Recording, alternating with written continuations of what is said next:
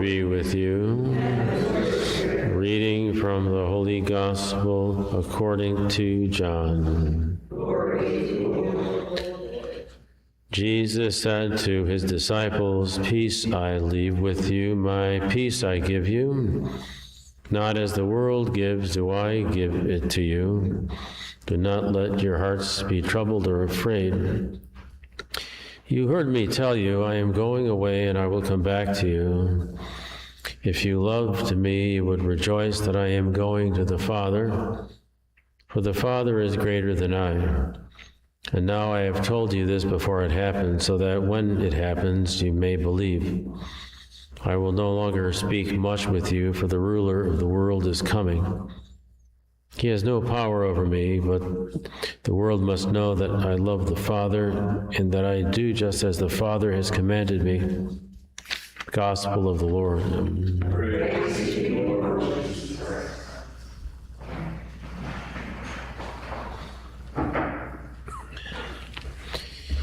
St. John's Gospel gives us Jesus' farewell address, which takes up 5 chapters. Setting is the Last Supper. The other Gospels tell us about the Last Supper and what Jesus did, but they don't give us the other things that he said as St. John does. That's why St. John's version of Jesus being at the Last Supper is much longer, and it's of particular importance because after his farewell address, so to speak, Jesus is then arrested. And we see that his public ministry is about to come to an end. So what Jesus is doing is he's speaking his last words, especially to his followers. And one of the things he says, a couple of things tonight, he speaks about gift of peace, which is a Jewish way of greeting a person, shalom, peace. But Jesus' peace is much deeper than that, because his peace is connected with an interior transformation where the person experiences a tranquility of order. That is to say, the person who experiences Christ's peace does not have the baggage connected with resentment or unforgiveness, or many of the other things that people can carry around with them. Jesus wants us to be at peace, have interior peace, and be at peace with each other. And in St. Paul's, I believe it's Galatians, peace is a gift or a fruit of the Holy Spirit: love, joy, peace, patience, kindness. So Jesus came not only to teach us how to live, but he made it possible for us to live with interior peace. And interior peace is important, but it's a spiritual fruit. It's something we can concoct for ourselves, which is one of the reasons it's important to practice our religion. The world really can't give us that kind of peace. We need the peace of Christ. People, for example, who turn away from God are not living lives of peace. A person with a guilty conscience is not living at peace with himself.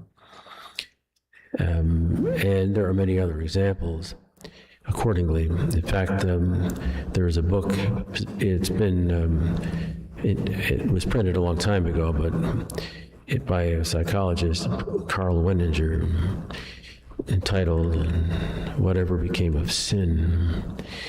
In other words, he's talking about his colleagues in that particular field who see people, and many of them do good work, but the psychological issues that many people have sometimes are connected with the fact that they're not living well.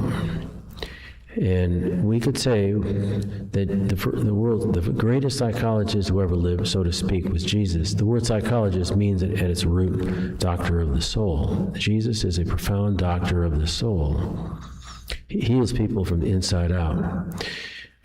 Physical healings, I recently spent some time with someone who had a rather significant physical healing. Physical healings are good, very important, but also healings of the soul, healings of the heart. These things are sometimes underestimated or overlooked by people. Then Jesus talks about the prince of the world coming. After he leaves, Jesus, the prince of the world will be thwarted. The prince of the world is a sore loser. Now he's talking about the devil. The devil, of course, doesn't want anybody to be at peace. People who are not living lives rooted in the faith are opening themselves up to the influence of evil spirits, which, of course, is a dangerous thing. Now, Jesus was put to death on the cross. The spirit of the prince of the world was behind it, but the prince of the world was defeated at the same time because Jesus used it as an opportunity to sacrifice himself for sinners. So the devil has been beaten, but he's a sore loser, and he wants to try to entrap as many people as possible to turn away from the faith, turn away from Jesus, and not to live the lives that we should be living. So we have to be mindful of this. Now, if we're living the way we should be living, the devil really can't hurt us. St. Paul talks about that in Ephesians 6. You can read that at home. We are in a spiritual war, though, and it's good to realize that, and not to lose heart because of it. If we stay on the right side, the side with Jesus leading us, we'll never be defeated. Think about that.